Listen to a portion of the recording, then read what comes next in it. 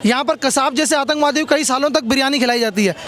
तो योगी बाबा का क्या इंस्टेंट फार्मूला, भैया आप करो, आपको तो सज़ा मिलेगी, बाकी 10 लोगों को भी सीखने को मिलेगा कि भैया ये काम करना नहीं है। 2014 में मेरे ख्याल से बीजेपी गवर्नमेंट आई थी, तब से बहुत सारी चीज़ें बदली हैं। और जैसे आप देश विदेश में भी जाएंगे तो एज एन इंडियन आपको एक अलग रेस्पेक्ट से देखा जाता है। पहले इंडियंस को एक पुअर कंट्री, कमज़ोर समझा जाता था।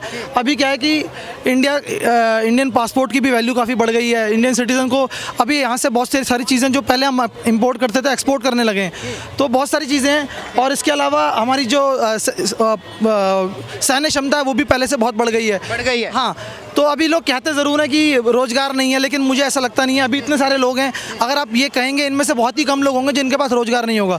तो अभी शायद रोज़गार गवर्नमेंट सेक्टर में मुश्किल है, क्योंकि अभी 150 करोड़ पॉपुलेशन है, तो 150 करोड़ लोगों को सरकारी नौकरी देना असंभव है। तो अभी लोग क्या समझते हैं, जिसको गवर्नमेंट जॉब नहीं मिली वो कहता है मैं बेरोजगार हूँ। हाँ, ऐसा नहीं है। तो प्राइवेट सेक्टर माइंडसेट जो है राहुल गांधी जी लगातार प्लांट कर रहे हैं लोगों के दिमाग। अभी वो लोगों को पॉलिटिकली सोचते हैं ना हर चीज़ को। अभी मैं फ्रेंकली स्पीकिंग मैं बीजेपी सपोर्टर हूँ, बट मैंने खुद कहा अगर शशि थरूर जैसे लीडर अगर आते हैं तो मैं मोदी जी को रिप्लेस करने को तैयार हूँ। लेकिन लोग क्या कहते हैं, सही है गलत है, लेकिन हमारा ही बंदा सही है। हाँ, तो ये क्या है कि वो राहुल गांधी का भी वही है कि बेरोजगार है।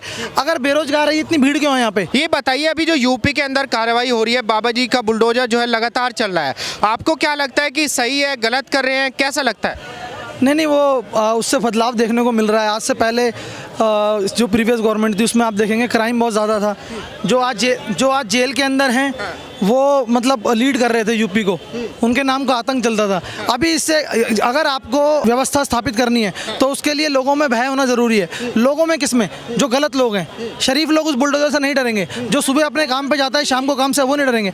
जिन्होंने घर में तमंचे पिस्टल कट्टे रखे हुए हैं, जिन्होंने ऐसे गुंडागर्दी कर रहे हैं, वसूली कर रहे हैं, उन लोगों को डरने की ज़रूरत है। और उनको डराने के लिए जब तक इस तरह का कोई नेता नहीं आएगा उस तरह सुधार हो भी नहीं सकता। अच्छा, ये बताइए, उनका मानना है, अखिलेश यादव जी ने ये बोला है कि भाई भले ही वो लोग माफिया हैं लेकिन कानून के दायरे में जो है कार्रवाई करनी चाहिए, बुलडोजर चलाना गलत है।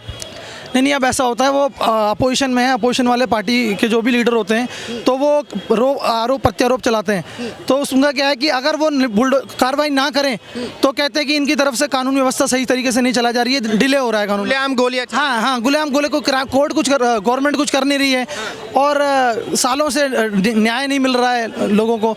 अभी इंस्टेंट न्याय मिल रहा है तो उसमें भी उन्हें प्रॉब्लम है।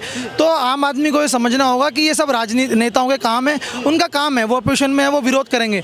परंतु लोगों को ये समझना चाहिए कि जब तक कोई इस तरह के स्ट्रिक्ट एक्शन नहीं लिए जाएंगे तब तक क्राइम रुकेगा नहीं। चाइना में कोई क्राइम नहीं होता इस तरीके के। क्यों? क्योंकि वहाँ कानून बहुत सख्त हैं। दुबई वगैरह में क्या एशिया जो कानून है वहाँ इतने सख्त कानून है, लोगों को पता है अगर चोरी करेंगे तो हमारे साथ बहुत हाथ पैर काट। हाँ जी, तो इस तरह के स्ट्रिक्ट एक्शन लेने इंडिया में भी ज़रूरी है। आप उस लेवल तक ना जाएं, लेकिन बुलडोजर को भी आप विरोध कर रहे हैं। कोई आदमी गलत कर रहा है तो उसको अगर आप उसके साथ इस तरह का एक्शन लेते हैं तो 10 लोगों में एक तरह का एग्जाम्पल सेट होता है कि यार आज इसके साथ हुआ है, कल हमारे साथ भी हुआ है। अच्छा, ये बताइए, अखिलेश यादव की पार्टी ये बोल रही है कि भाई योगी जी जो काम कर रहे हैं, एनकाउंटर करा रहे हैं, ये सिर्फ सुर्खियां बटोरने के लिए करा रहे हैं, क्योंकि धरातल पे उसकी कोई वैल्यू नहीं है। हाँ, तो आप बटोरो ना वो सुर्खियाँ। अगर कोई क्रिमिनल कोई क्राइम कर रहा है, आप उसका एनकाउंटर कर रहे हो, हमें मतलब नहीं है वो आप सुर्खियों के लिए कर रहे हो, किस लिए कर रहे हो। आपने एक जो क्रिमिनल था उसे इंस्टेंट पनिशमेंट मिल गया। अभी क्या होता है, कई साल तक पनिशमेंट नहीं मिलती, कोर्ट केस चलते रहते हैं, जमानत हो जाती है। अभी क्या यूपी में क्या चल रहा है, आज आप क्राइम करते हो, अभी वो विकास दुबे का आपने देखा होगा, इतना बड़ा गैंगस्टर था, वो आज पैदा थोड़ी हुआ है। इतने सालों से उसका वर्चस्व था पूरे इलाके में। अब तो इतने सालों से उसकी गुंडागर्दी थी। योगी राज में आते ही देखिए आप, उसने क्राइम किया, अब दम कर दिया, मिट्टी में मिला दिया। तो अभी लोग क्या उसको भी विरोध करते हैं कि उसका एनकाउंटर, अरे भैया उसने गलत किया है, उसको इंस्टेंट सजा मिल गई, कोर्ट में डालते आप, वो कम से कम जमाई बन के रहता, दामाद बन के कितने सालों तक खाता, और हो सकता है कुछ टाइम बाद बाहर भी आ जाता। एक्चुअली हाँ, ये लूप होल है, इंडियन जो कोर्ट है इसके लॉ के लूप होल है। यहाँ पर कसाब जैसे आतंकवादियों को कई सालों तक बिरयानी खिलाई जाती है। तो योगी बाबा का क्या इंस्टेंट फार्मूला, भैया आप करो, आपको तो सजा मिलेगी, बाकी 10 लोगों को भी सीखने को मिलेगा कि भैया ये काम करना नहीं है। तो आपको क्या लगता है कि योगी आदित्यनाथ जो काम कर रहे हैं उससे उनकी छवि सुधरेगी या बीजेपी को लोकसभा के चुनाव में नुकसान होगा उससे? नहीं, उससे कोई मतलब नहीं है। अभी लोगों को समझना चाहिए ये छवि सुधारना ना सुधारना। अभी लोगों को क्या है, क्राइम बहुत मैनेज हो गया है वहाँ पर। अभी लोगों के अंदर भय है, क्रिमिनल्स के अंदर बड़े बड़े क्रिमिनल्स अभी खुद सरेंडर कर रहे हैं, कुछ जेल के अंदर हैं। तो अभी उससे क्या है कि वो आए या ना आए, उन्होंने अपने जो उनका जो शासनकाल था उसमें उसमें अच्छा खासा काम कर दिया है, बहुत स्टेबिलिटी कर दी है। उसके बाद अगर वो नहीं भी आएंगे तो भी कोई, यूपी का भला कर चुके हैं वो। अब यूपी की जनता को समझना है उन्हें यही व्यवस्था आगे भी चाहिए या उन्हें फिर वही मायावती और मुलायम राज चाहिए। मतलब मैं ऐसा नहीं है कि हो सकता है अगर वो भी इस तरह का काम करे तो कोई गलत नहीं है, लेकिन मुझे उम्मीद कम है, क्योंकि मायावती और योगी जो अपना अखिलेश जी के याद में क्या हुआ है सबको पता है ना, तो वो उम्मीद कम है। उनका मानना है भाई अतीक अहमद माफिया था, गुंडा था, उनका मानना है कि वो गलत किया उन्होंने योगी जी ने उसके साथ। नहीं, गुंडा था वो सबको पता है ना। आप ये थोड़ी चलते फिरते किसी को भी उठा के जेल में डाल दे रहे हैं। उसका बहुत स्ट्रांग होल्ड था उसके पास ना, हथियार मिलते हैं उसके पास। ऐसा थोड़ी है हर चलते फिरते को उठा के जेल में डाल दे रहे हैं। उसका होल्ड स्ट्रांग था, क्रिमिनल वो था, वो कुछ साबित हो गया, कुछ और साबित हो रहा है नहीं। तो अभी आप उसके जो सिद्धू मूसेवाले के फादर हैं उन्होंने एक स्टेटमेंट दिया था कि भाई अगर पंजाब के अंदर यही हालात रहे गैंगस्टर लेवल के, जो दिन दहाड़े गोलियां चल रही हैं, तो पंजाब के लोगों को भी 2024 के लोकसभा चुनाव में योगी जैसे आदमी को वोट करना पड़ेगा। नहीं, हाँ, वही पंजाब का एग्जाम्पल आपने सही लिया। पंजाब के अंदर अभी देखिए गैंगस्टर घर घर में लोगों के पास पिस्टल, माउजर, कट्टे, ये सब हथियार हैं। तो क्या है, लोगों के अंदर जब तक इस तरह का भय नहीं होगा, जैसे विकास दुबे का एनकाउंटर कर दिया, वो प्रॉपर्टी डिमोलिश कर देते हैं, जब्त कर लेते हैं, तो वो पंजाब में ऐसा डर नहीं है। तो वो सरकार कोई भी आए, अभी भगवंत मान ने भी मेरे ख्याल से एक बड़ा अच्छा डिसीजन लिया है मेरे ख्याल से। तो लोगों को सख्त नियम लेने पड़ेंगे, कानून नेताओं को। वो लोग क्या करते हैं कि पॉलिटिकली वो अपने फ़ायदे के लिए और क्रिमिनल्स को छोड़ देते हैं, क्योंकि क्रिमिनल्स के पास अपना एक वोट बैंक है अपना। तो उस तरीके से अगर डिसीजन लेंगे तो कभी भी लॉ एंड ऑर्डर मेंटेन नहीं होगा। तो पंजाब में ये ज़रूरी है, जो इस तरह के काम करते हैं उन्हें ना एनकाउंटर या सख्त से, क्योंकि लॉ एंड ऑर्डर के कोर्ट के थ्रू चलते हैं तो 10-10 साल लगते हैं सज़ा मिलने में, और कई बार वो बरी भी हो जाता है। अरे पैसे दे के बरी हो जाते हैं भाई, पैसे दे के बरी। हाँ, पैसे दे के बहुत से बरी होते हैं, ऑल टोटल बरी हो जाते हैं। कितने अपराधियों को आज तक सजा हुआ है। सबको सब वकील ऐसा है, पैसे लेके सब पूरा वो दाव पेच खेल के जिला निकाल देते हैं, प्लस गवर्नमेंट का नुकसान है होता है। अभी एक बिहार के पत्रकार थे मनीष कश्यप, आपको शायद पता होगा उनके बारे में।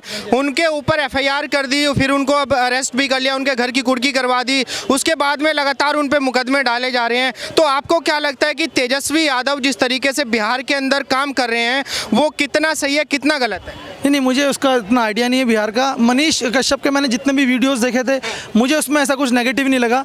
वो बंदा ग्राउंड लेवल से आया था और उसने बहुत कम टाइम में मेरे ख्याल से ज़्यादा प्रसिद्धि पा ली है। तो हो सकता है जब आदमी ऊपर जाता है तो उसके थोड़े दुश्मन भी बन जाते हैं, तो हो सकता है कुछ राजनीतिक पॉलिटिकल एंगल निकल गया कुछ ऐसा। अदरवाइज मुझे कुछ लगा नहीं उसके उस काम में कभी। मनीष कश्यप? हाँ जी, मनीष कश्यप देखा है मैंने उसका। उसका मानना है कि भाई उन्होंने जो है हेट स्पीच, वो हेट स्प्रेड करी है लोगों के अंदर, ट्विटर पे वीडियो डाल के कि भाई तेलंगाना के लोग बिहारियों को मार रहे हैं।